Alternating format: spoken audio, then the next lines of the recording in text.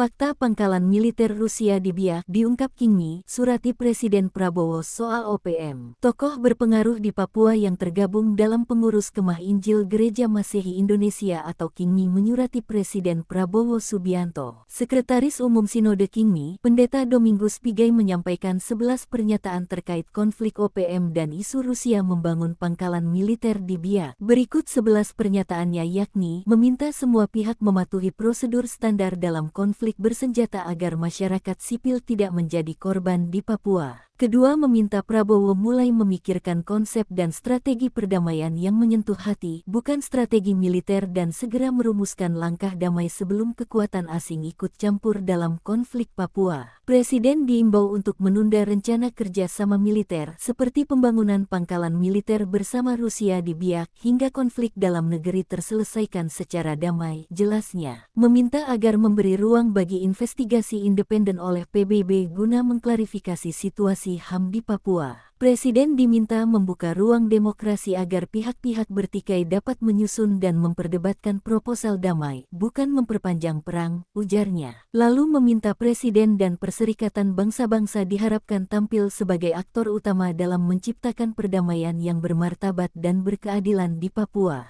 Selaras dengan semangat Astacita Prabowo Gibran yang menjunjung tinggi nilai-nilai kemanusiaan dan keadilan. Gereja berharap di bawah kepemimpinan baru ini, babak baru Papua bisa dimulai babak yang penuh damai, bukan peluru, kata Pigai.